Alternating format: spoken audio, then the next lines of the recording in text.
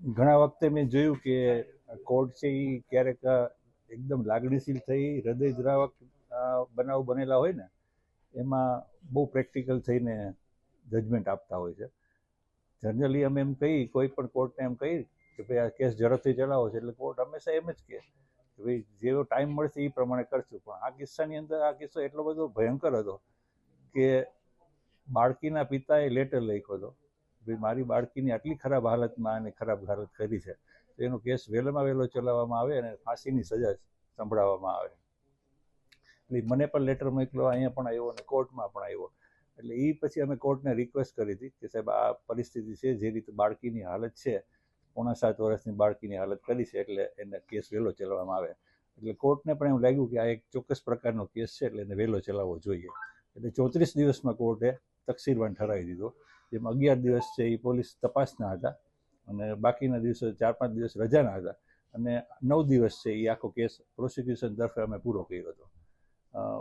બાકી તો ગુર્જર સાહેબે આપણને કીધું કે શું પ્રોસિક્યુશનના પુરાવા રજૂ કરેલા હતા, પણ એટલું મને ખાસ મારું ધ્યાન એટલા માટે પડેલું છે કે જે કોઈ પણ બચાવ ડિફેન્સ છે એ લઈ શકે, બચાવ પક્ષે લઈ શકે, એના પહેલેથી જવાબ આપી શકાય એ પ્રકારનું ઇન્વેસ્ટિગેશન કર્યું હતું. એટલે જે કોઈ પણ બચાવ લે ને એનો જવાબ અમારે કાઢવાનો નહોતો, જે રેકર્ડ બનાવેલું હતું ને એમાંથી જ મળતો હતો. એટલે મારા તરફ પ્રોસિક્યુટર તરીકે જ્યારે મારે કોઈ મહેનત કરવી પડી હોય તો એ ખાલી એક જ હતી કે ફાંસીની સજા કરાવવી. ફાંસીની સજા આપણા ભારતના કાયદા મુજબ એવું છે કે રેરેસ્ટ ઓફ રેર કેસ, એટલે ચોક્કસ ઘણા બધા કેસો પછી જો એવું લાગે કે આને ફાંસી, અત્યાર સુધીમાં ભારતમાં ફાંસીની સજા 10-12થી વધારે નહીં થઈ હોય, સિવાય કે ત્રાસવાદી હોય, ટેરરિસ્ટ હોય. તો આ કિસ્સામાં આપણે સાબિત કરવાનું હતું કે રેરેસ્ટ ઓફ રેર કેસ છે કઈ રીતે કે આ જુદા જ પ્રકારનો કેસ કે જેમાં ફાંસી સંભળાય, જેમાં હત્યા પણ નથી. આ કિસ્સામાં હત્યા નથી. જેમાં બાળકીની હત્યા અને રેપ બંને હોય ને એમાં તો કોર્ટ ફાંસીની સજા કરે જ છે, પણ હત્યા ન હોય ત્યારે કોર્ટને કન્વિન્સ કરાવવાના હતા કે આ કેવી રીતે ફાંસીમાં જાય છે. એટલે એના માટે આપણે કોર્ટને અમારા તરફથી રજૂઆત કરવામાં આવેલી હતી, ખાસ કરીને કે ભાઈ કોઈ પણ આવા 30-32 વર્ષનો માણસ છે જેને એક પત્ની છે, 12 વર્ષની દીકરી છે અને એનાથી નાના 2 બાળકો છે, એટલે એને શરીર સુખ લેવા માટે, માણવા માટે ક્યાંય બીજે જવાની જરૂર નથી, એને પોતાની પત્ની જ છે. પણ છતાંય જ્યારે આવી પરપીડન વૃત્તિવાળા માણસ છે એ 7 વર્ષની ડિફેન્સલેસ બાળકી કે જે પોતાનો બચાવ ન કરી શકતી હોય એને ઉપાડી અને એક જગ્યાએ બેસાડી અને એના ગુપ્ત ભાગોમાં જ્યારે સળિયો, તમે કોઈ ન જોયો પણ અમે તો જોયેલો છે, લગભગ 1.5 ફૂટનો સળિયો, 9 થી 10 ઇંચ થાય એવડો સળિયો એને 7 વર્ષની બાળકીના ગુપ્ત ભાગમાં ભરાવે. તમે વિચાર તો કરો કે એ બાળકીની હાલત ત્યારે શું હશે. એટલે એ જ અમે રજૂઆત કરી હતી કે સાહેબ એક ક્ષણ માટે આપણે કલ્પના જ કરવાની છે કે આ બાળકીની હાલત શું હશે કે એ સમયે એને આ બાળકીએ આરોપીના વાળ પકડી અને એટલી જોશથી રાડ પાડીને ખેંચેલા કે વાળનો જથ્થો બનાવ સ્થળે મળી ગયો. 7 વર્ષની બાળકીના હાથમાં કેટલું જોર હોય, કોઈ પણ પુખ્ત પુરુષના વાળ છે એ ખેંચીને ફેંકી એટલું બળ એને વાપરવું પડ્યું, તો એ પીડા કેવા પ્રકારની હશે.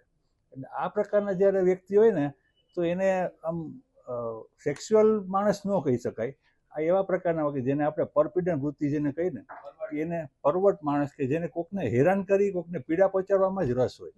તો આવો માણસ સમાજમાં હોય કે બહારગામ હોય કે જેલમાં હોય, કામ એનું એ જ છે કે કેમ કોકને પીડા પહોંચાડવી. એટલે આવો માણસ છે તો એ બહાર નીકળે તો એ બધા એને હેરાન કરવાનો છે, પત્ની બાળકો એ બધા તો એને ક્યારેય મળવા નથી આવ્યા 34 દિવસ સુધી. એટલે આ બનાવ જોઈને પત્ની બાળકો પણ એને મૂકીને જતા રહે છે. એટલે હવે એના જીવનમાં કોઈને ધ્યાન રાખવા જેવું કે કોઈના માટે કમાઈને સરખું દેવાનું કોઈ પરિબળ વધતું નથી. એટલા માટે જેલમાં રહીને પણ આ માણસ આ જ કરવાનો છે અને અંતિમ શ્વાસ સુધીની સજા કરવામાં આવે ને તો પણ અપૂરતી છે. અને સુપ્રીમ કોર્ટ કહે છે કે સજા હંમેશા પૂરતી હોવી જોઈએ, વધુ પણ ન હોવી જોઈએ અને ઓછી પણ ન હોવી જોઈએ. આ કિસ્સામાં મેં કોર્ટને કન્વિન્સ કરાવેલા કે ભાઈ આ પ્રકાર ફાંસીની સજા છે એ એક જ છે જેને આપણે પૂરતી ગણી શકાય, અને કોર્ટે એ વાત માનેલી છે. ફાંસીની સજા રાજકોટના ઇતિહાસમાં સૌથી ઝડપી ચુકાદો છે ફાંસીનો કે આની પહેલા પણ આના ફાંસીનો ચુકાદો તો મેં લીધેલો છે 5 વર્ષ પહેલા કોરોના કાળમાં. એમાં પણ 3 વર્ષની બાળકી ઉપર રેપ અને મર્ડર બંને હતું અને કોર્ટે એને ફાંસીની સજા કરેલી, રમેશ ડેડુકિયા.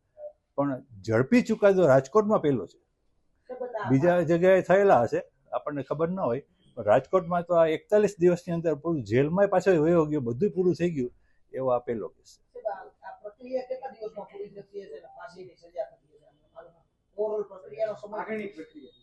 ફાંસીની સજા આજે ડિક્લેર થઈ. હવે આપણો કાયદો એવો છે કે ફાંસીની સજા કરવામાં આવે ને ત્યારે હાઈકોર્ટ પહેલાં એને કન્ફર્મ કરે કે આ ફાંસીની સજા બરોબર છે કે નહીં. પછી હાઈકોર્ટ એમ કહે કે હા અને ફાંસી બરોબર છે ત્યારે ફાંસી આપી શકાય. પણ ત્યાર પછી આરોપીનો હક ઉત્પન્ન થાય કે સુપ્રીમ કોર્ટમાં અપીલ કરવાનો, અને સુપ્રીમ કોર્ટમાં પણ અપીલ થઈ ગયા પછી રાષ્ટ્રપતિને માફીની સજા કરી શકે. નિર્ભયા કાંડ કેસ છે એમાં પણ ચારેયને ફાંસી થઈ હતી. પછી હાઈકોર્ટમાં અપીલ થઈ, પછી સુપ્રીમ કોર્ટમાં અપીલ થઈ, બધાએ કીધું કે ના આને ફાંસીની સજા બરોબર છે. પછી રાષ્ટ્રપતિ પાસે માફીની અરજી કરવામાં આવેલી. એ પણ જ્યારે પૂરી થઈ ત્યારે એ ચારેયને એક તો આત્મહત્યા કરી હતી, 3ને ફાંસીની સજા આપવામાં આવેલી. 2012નો કેસ છે અને 2022માં એને ફાંસીની સજા, એટલે 10 વર્ષ આમ સામાન્ય રીતે થઈ ગઈ. 3 જણા હતા ને આટલો આખા દેશમાં હચમચાવી દીધું હતું, એટલે 10 વર્ષમાં પૂરું થઈ ગયું. પણ મેં જે 2020માં જે ફાંસીની સજા કરાવી એને હજી ફાંસી થઈ નથી. હાઈકોર્ટમાં હજી એનું પેન્ડિંગ છે.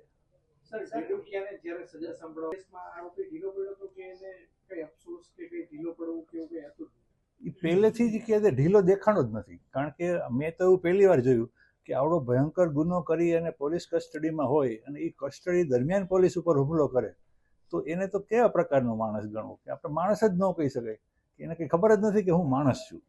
એટલે એ પોલીસ ઉપર હુમલો કર્યો છે. પોલીસે પછી સામે પોતાના બચાવમાં એ ભાગી ન જાય એના માટે થઈને ગોળીબાર કરવો પડ્યો, એને પકડી લીધો.